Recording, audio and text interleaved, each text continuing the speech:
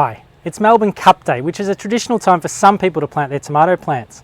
I'm going to take some of the polycarbonate protection off our fool's garden today and give you a bit of an update on what's happening. So first of all, I'll just take this cover off so we can see what's going on.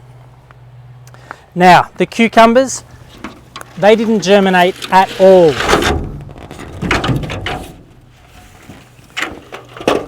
So what I'm going to do is I've got some cucumbers here that we started in the greenhouse. We're going to plant in their spot. The tomatoes are doing well. I'm going to take these covers off. You can see they're looking quite strong and healthy. But again, you can compare them to this plant that's been growing in the greenhouse that was sown on the same day using the same seed as this plant over the back here. The zucchinis are doing really well. They look really good. You can compare them to zucchinis that were started 10 days later in the greenhouse. And then finally the beans really struggled. They took forever to germinate, and when they did, the earwigs and slaters have demolished them. So they've left a vacant space in our fool's garden.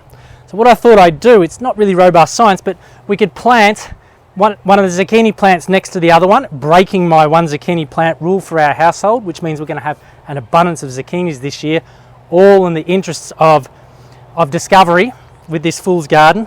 And we'll also plant this Jean-Flamie tomato right next to its counterpart, so we can see the effects of transplant shock and which tomato plant produces first. I think it'll be really interesting. I'm going to get on and plant them now, and then I'll check back at the end with where to next with the fool's garden.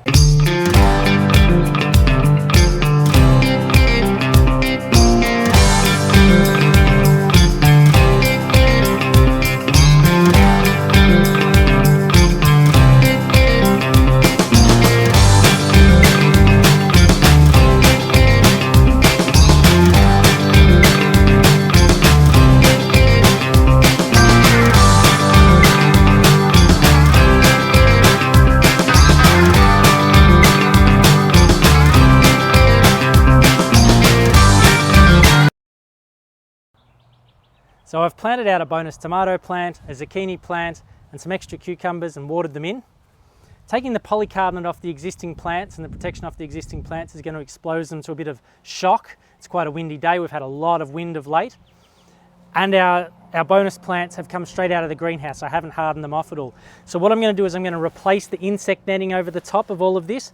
That's going to block some of the wind, create a bit of a microclimate, and help them establish. It's also going to protect from any late frosts that we might have, particularly if they're only light. In a week or two, I'll look at the weather forecast, and in a week or two, I'll take that insect netting off, stake up the tomato plants properly, add some trellis for the cucumbers, and hopefully then we'll be right for a summer of an abundance from the fool's garden. For now though, my name's Duncan. I'm from Leaf Fruit and Fruit Gardening Services. Thanks for watching.